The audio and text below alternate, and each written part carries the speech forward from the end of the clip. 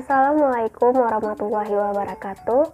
Kami dari kelompok 3 akan menjelaskan materi terkait fungsi luhur. Berikut penjelasan dari kami. Saya Telita Fabrianti dengan NIM 203057 akan menerangkan tentang pengertian fungsi luhur. Fungsi luhur atau higher neural function adalah fungsi saraf pusat atau otak yang berhubungan dengan pemikiran yang abstrak, yaitu belajar, ingatan, emosi, perilaku, bicara, bahasa, dan berkomunikasi, kecerdasan, tidur, dan jaga. Fungsi luhur ialah otak yang menyebabkan manusia berkomunikasi satu sama lain melalui bicara, menulis, dan gerak isyarat. Fungsi luhur ialah fungsi yang memungkinkan manusia dapat memenuhi kebutuhan jasmani dan rohani sesuai dengan nilai moral yang berlaku. Itu dimaksud dengan fungsi luhur, yaitu fungsi bahasa, fungsi persepsi, fungsi memori, fungsi emosi, dan fungsi kognitif. Fungsi luhur dipakai untuk menetapkan diagnosis dan rehabilitasi pasien dengan penyakit otak dan kerusakan otak. Manusia normal juga dapat melakukan gerakan dan tindakan tanpa diajarkan seperti duduk, jongkok, berdiri, yang juga dijumpai pada binatang. Fungsi ini disebut fungsi dasar atau fungsi asor. Fungsi motorik seperti bicara, menulis, membaca, mengetik, dan memakai alat-alat musik atau alat lainnya termasuk fungsi luhur.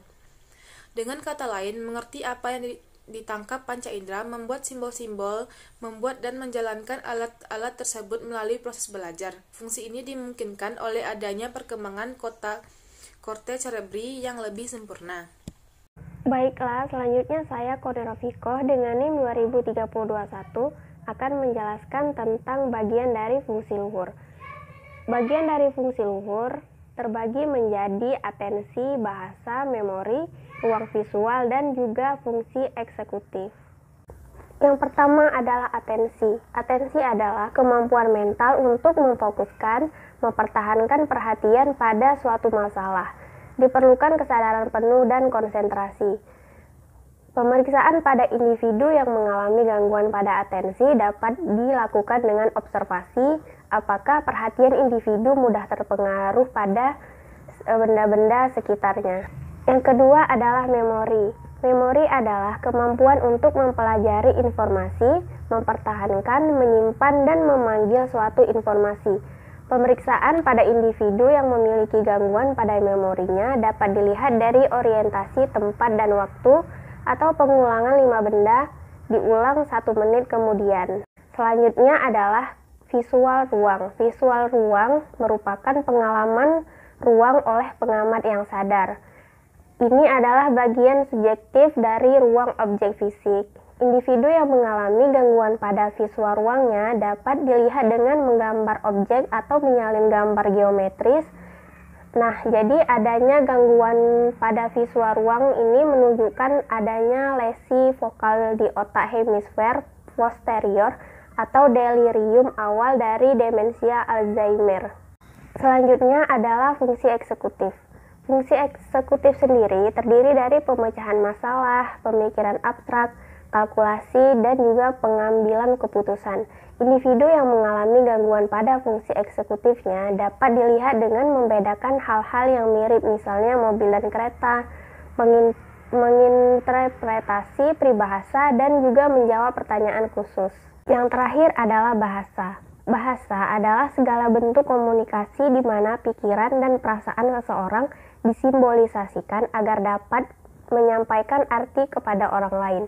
Individu yang mengalami gangguan pada bahasanya dapat dinilai dengan wawancara, misalnya bagaimana kelancaran dalam berbicaranya atau bagaimana bicaranya secara spontan serta penamaan.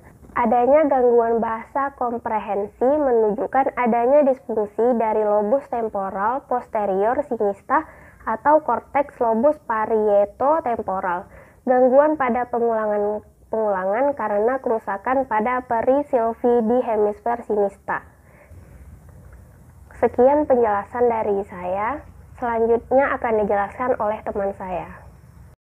Assalamualaikum warahmatullahi wabarakatuh. Saya Mira Aulia Puspita, NIM 20003023 akan melanjutkan materi selanjutnya, yaitu tentang kelainan pada fungsi luhur. Kelainan yang pertama ada afasia atau disfasia. Afasia atau disfasia adalah kesulitan dalam memahami dan atau memproduksi bahasa yang disebabkan oleh gangguan atau kelainan penyakit yang melibatkan hemisfer otak. Jenis afasia pada umumnya ada dua macam, yaitu afasia Broca atau afasia motorik dan afasia Wernicke atau afasia sensoris. Afasia Broca atau afasia motorik terjadi akibat adanya lesi di frontal melibatkan area operculum frontal yang mencakup area Brodmann 45 dan 44 dan massa alba frontal dalam, tidak melibatkan korteks motorik di korteks motorik bawah dan massa alba paraventrikuler tengah.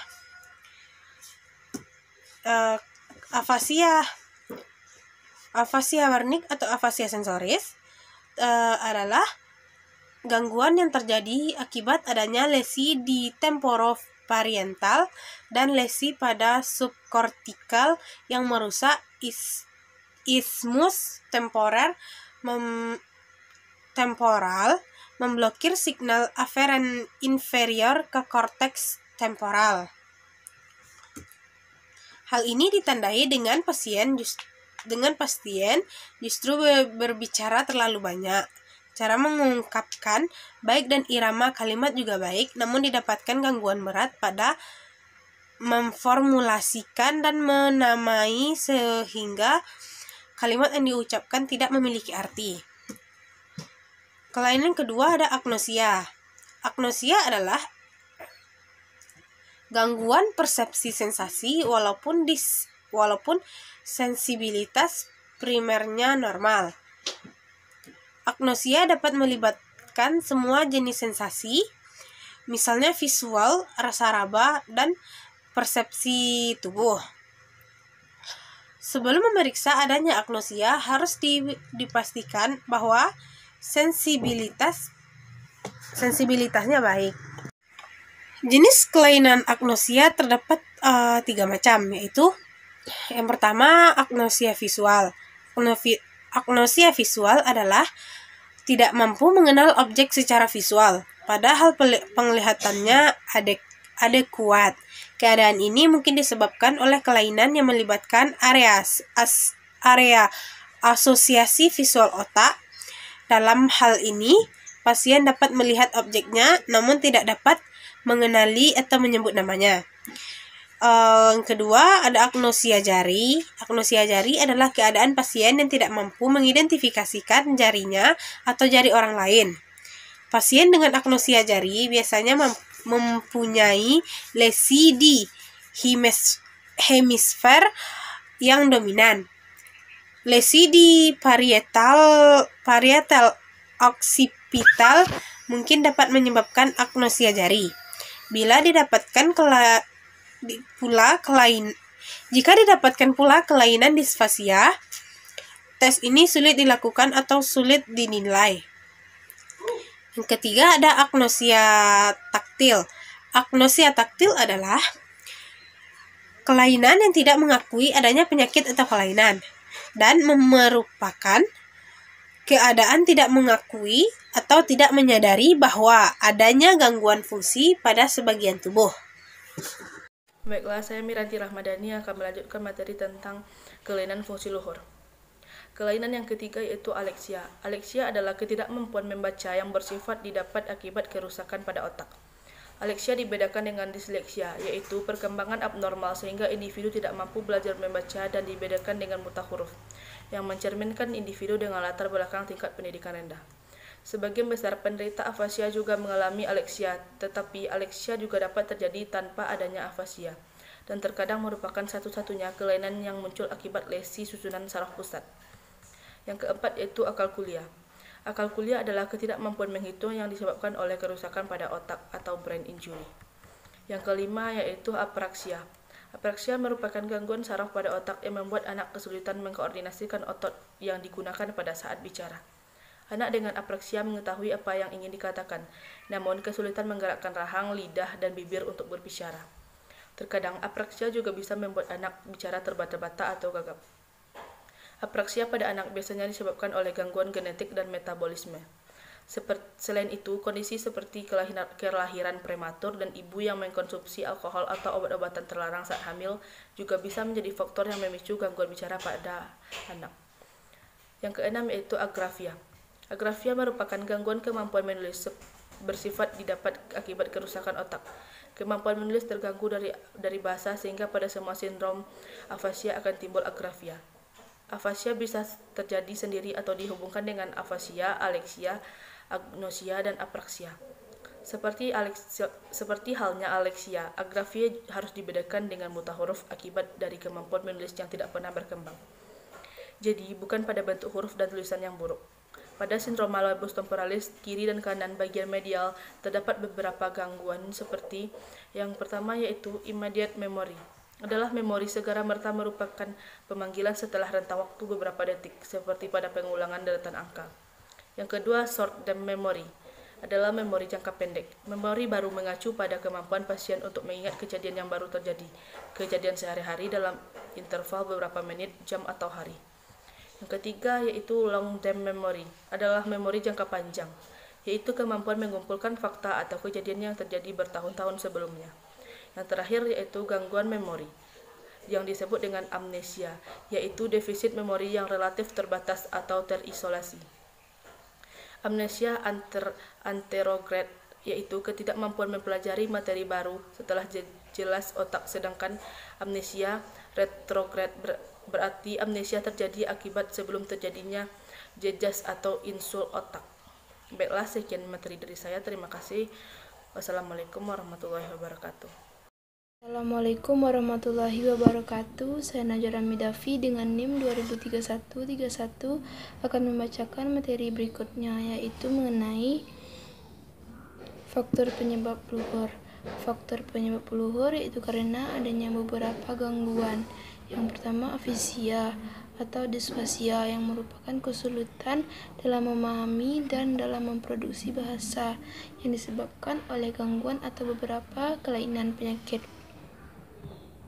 dalam pemahaman bahasanya terhadap bahasa lisan yang tidak terlalu terganggu, tetapi dengan kemampuan mengemukakan isi pikiran sangat tidak baik atau sangat buruk. Menulis sering tidak mungkin atau sangat terganggu, baik motorik menulisnya maupun isi dari tulisannya.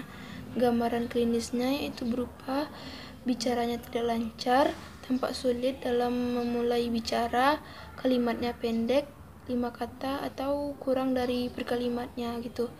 Pengulangan yang buruk, kemampuan dalam menamai suatu tema yang sangat buruk, serta kesalahan parasapsi, serta adanya pemahaman yang lumayan namun kesulitannya dalam memahaminya, dan gramatika bahasa yang kurang, serta irama kalimat atau irama dalam berbicara yang menjadi terganggu. Saya akan melanjutkan membacakan materinya. Yang kedua yaitu agnosia, merupakan gangguan persepsi sensasi. Dapat dipastikan bahwa sensasibilitas yang baik itu yaitu yang pertama, agnosisi visual, adanya ketidakmampuan mengenal objek secara visual, padahal penglihatannya kuat. Keadaan ini mungkin disebabkan oleh kelainan yang melibatkan area asosiasi visual otak. Dalam hal ini, pasien dapat melihat objeknya namun tidak dapat mengenalinya atau menyebutkan namanya. Yang kedua, agnosiasi jari ialah keadaan pasien yang tidak dapat mengidentifikasi jarinya ataupun jari orang lain. Sekian yang dapat saya sampaikan. Saya tutup dengan Assalamualaikum warahmatullahi wabarakatuh. Baiklah, saya Widya Maharani dengan NIM 203097 akan menyampaikan kesimpulan dari teman-teman yang sudah menyampaikan materi tadi. Dari apa yang telah dipaparkan oleh teman-teman sebelumnya tentang pembahasan di atas, maka kesimpulannya bahwa luhur berfungsi untuk memungkinkan manusia dapat memenuhi kebutuhan jasmani dan rohani sesuai dengan nilai moral yang berlaku, terdiri dari kognisi, memori, bahasa, emosi, visuospatial, serta berhubungan dengan pemikiran yang abstrak, yaitu belajar dan ingatan, emosi, perilaku atau behavior, bicara, bahasa, dan berkomunikasi. Kecerdasan atau inteligensi, tidur dan jaga. Tidur dan jaga atau arousal merupakan hasil pengolahan fungsi kortikal atau korteks dan luhur yang dapat dipakai untuk menetapkan diagnosis dan rehabilitasi pasien dengan penyakit otak pada kerusakan otak. Sekian kesimpulannya. Terima kasih. Wassalamualaikum warahmatullahi wabarakatuh.